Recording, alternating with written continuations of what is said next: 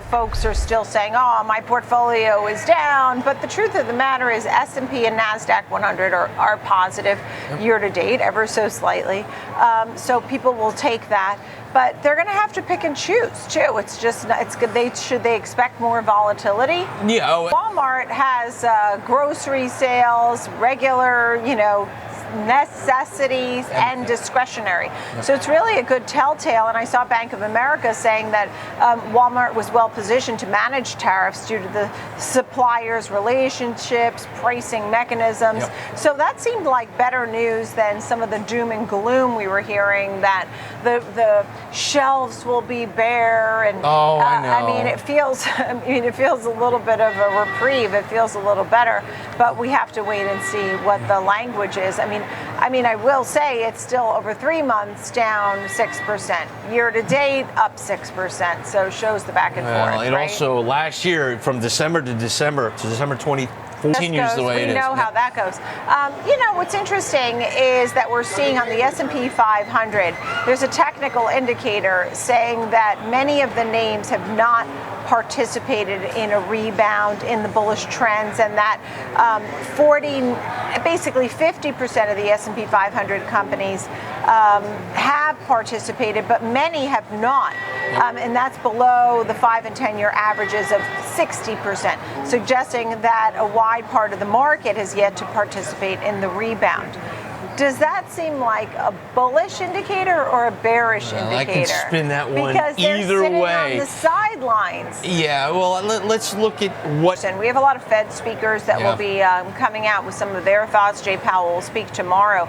Fed Vice Chair Jefferson talking about the current environment, the moderately restrictive policy rate that's in a good place to respond in this wait and see mode, and not really saying that they're going to do anything at this time because they are concerned that tariffs still could lead to higher inflation. They expect lower growth in the U.S. They expect the economy to expand, but maybe slower. So they don't want to cut just yet. I mean, this is sort of the language we're hearing. And and it wasn't that long ago that we heard from Powell. He said higher inflation could happen, higher unemployment could happen. This kind of pullback and comeback, traders are quite not comfortable, but comfortable with, markets that go back and forth, particularly after 20% years, right? Yeah, traders love volatility. This is fun. Is this different or something? I mean, because when you look over 5 years, 10 years, 30 years, it doesn't seem like that much. We need Walmart to give us some good news. You need the S&P 500 to hold above the 50-day moving average. These are some of the things that you're looking for in the near term, right? I mean, because people are going to ask you about, when will we see the S&P 500 making new highs? Yeah, I think with me to take a look at some names on the move, and we're looking at Tesla, which already in 1 month is up 36%. Exactly. That's news today. Exactly. So share folks that are upset with his involvement with Doge. They want him to focus on Tesla. The stock is up 36% in 1 month, has come back, has been meeting and exceeding, this pay package from way back when in 2018 had parameters, and he would be paid more if they met those parameters, and he has. So it's sort of a thorn in the side now of what they're going to do going forward. Because you do have some lofty valuation for Tesla. That's a great way to characterize it. That it's a thorn in the side, and it's it's a heads and billions of dollars.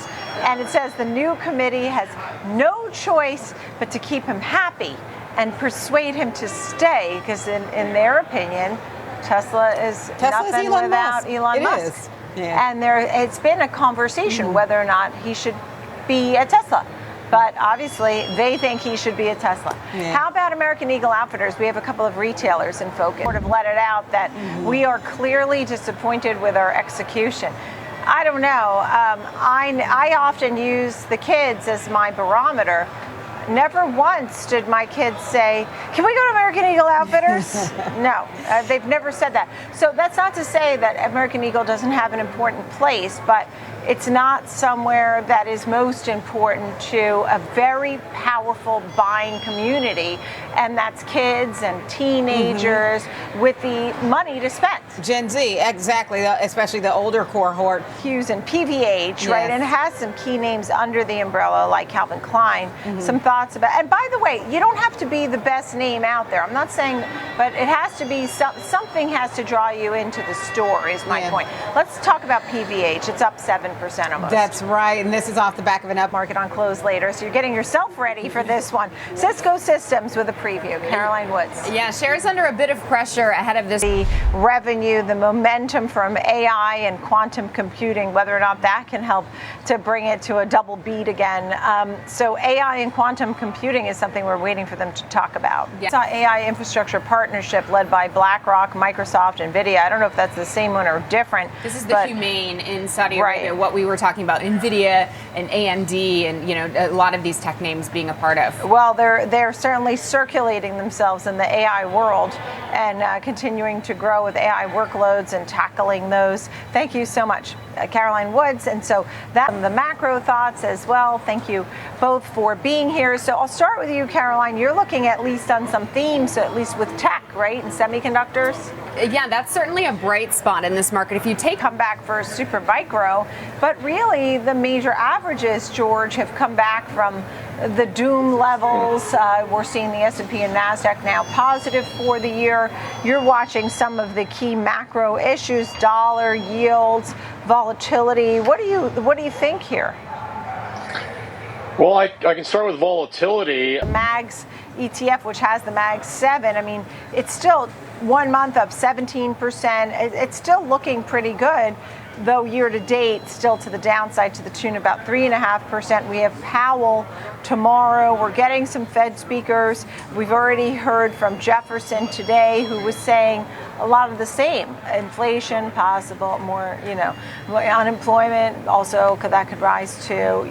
So we're waiting. They're in this wait and see mode, and sometimes the market sits there too. Yeah, and I mean, that's huge too. Companies can't navigate. They can't do the deals they want to. We need more guidance. So we'll wait. George Sillis, Caroline Woods, thank you both. Great to see you both. What kind of stocks are you looking at? I mean, what kind of stocks did you buy at 4,900? When it's at 5,000, the S&P 500, which Goldman Sachs now has a year-end price target of 6,500. But when it was below 5,000, around those levels, what kind of stocks or sectors were you buying? Yeah, great question, Nicole. Stay on Tesla for a moment. To your point, it's up 38% in 1 month, give or take. But it's had an incredible bounce back. We were saying it's 50% off the high, so came back 38%. A lot of that was Elon Musk refocused. You had the pause with the tariffs when it came to China. What is it about Tesla that you like, and do you believe the committee is trying to keep on Elon with the pay package, right? They want to keep him happy, but they need to sort of go through this nickels and dimes over there. So the one thing that Elon's very good at is... I think we were saying that the S&P was up 12 of 14 days, and now it's more than that, right? I mean, it's just continuing higher. What about where people are running for safer trades? I mean, gold, for example, was a place that was a safe haven, but with risk on, that's been off some. That's right. And so, I mean, gold's an interesting one, right? I mean, there's a lot of... When you think about year end, where do you think we may be in compared to now for the markets? I think we're way higher. I wouldn't even say about a year. Guests. I want to say the most, but I have to reserve that, right? You never say never, and you never always, and no tens. But I would almost venture to say I think you're the most bullish guest I've had on. I mean, I've had a guest who's come on who was calling for 30% pullbacks. Would you be comfortable in saying the market goes up 30% in, I don't know, a year or two? I mean, I hate putting the outside caller. Seen him with Alex Karp of Palantir. You've seen him with Elon Musk, and that has bounced back there.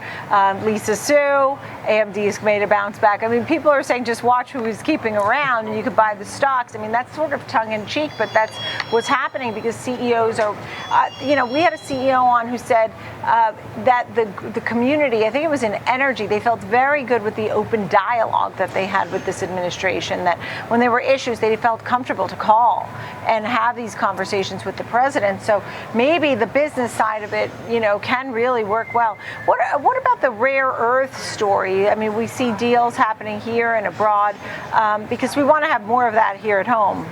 Absolutely. And just for everyone